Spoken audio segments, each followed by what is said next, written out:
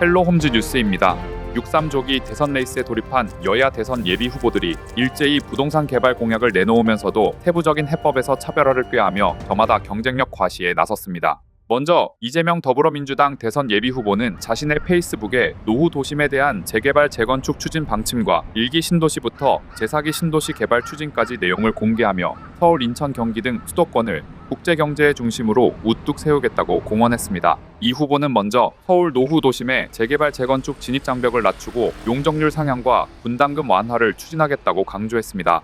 그러면서 지역 단절로 상권을 약화시키고 소음과 분진으로 피해를 주는 철도와 고속도로는 단계적으로 지하화하겠다며 공공청사와 유수지 등 유휴, 국공유지를 공공주택과 녹지, 생활 편의시설이 어우러진 복합 공간으로 조성하겠다고 약속했습니다.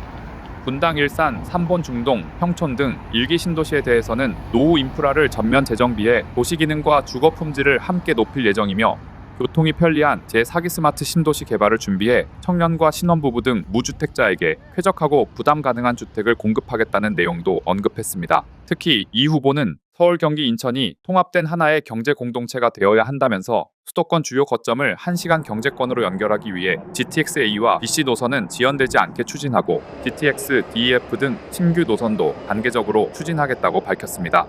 김문수, 안철수, 한동훈, 홍준표 등 최종 대선 후보 선출을 위한 경선을 펼치고 있는 국민의힘 대선 예비 후보들은 저마다 공급 확대와 규제 완화, 실수요자 맞춤형 부동산 공약을 내걸고 있습니다. 먼저 김문수 전 고용노동부 장관은 대학가 반값 월세존, 1인형 아파트 및 오피스텔 공급 확대, 생활 분리세대 공존형 주택 보급 등을 주요 부동산 공약으로 발표했습니다. 반값 월세존은 대학가 인근 원룸촌에 용적률, 건폐율 완화 등 인센티브를 제공하는 정책으로 청년들은 낮은 월세에 보금자리를 구하고 건물주들은 자산을 증식할 수 있게 되는 구조입니다. 김 전 장관은 공공주택의 10% 이상을 1인 가구 맞춤형으로 특별 공급하고 부모와 자식 세대가 공존하는 세대 공존형 아파트 공약도 내놨습니다.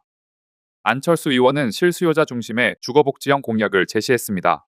청년 신혼부부 특별 공급을 확대하고 기준금리 수준의 장기 고정금리 대출을 도입하겠다고 강조했습니다. 이와 함께 외국인 투기세 도입을 언급하기도 했습니다. 안 의원은 외국인들은 우리 정부 당국의 LTV, DSR 등 대출 규제를 받지 않는 외국은행을 통해 손쉽게 국내 부동산을 매입하고 있다라고 지적하며 외국인이 부동산을 취득하고 비거주할 경우 15%의 투기세를 부과하고 고급별장 세율에 준하는 연 4% 세율로 재산세를 중과하겠다고 밝혔습니다. 한동훈 전 국민의힘 대표는 재건축 초과이익 환수제를 폐지하고 용적률과 건폐율을 완화하는 등 재개발 재건축 정상화를 통한 공급 확대에 나서겠다고 밝혔습니다. 특히 청년들을 대상으로는 LTV 규제 폐지와 취득세 폐지를 약속하기도 했습니다. 또한 수도권 집중 문제를 해결하겠다며 전국에 5개의 서울을 만드는 5대 메가폴리스 조성 공약도 발표했습니다.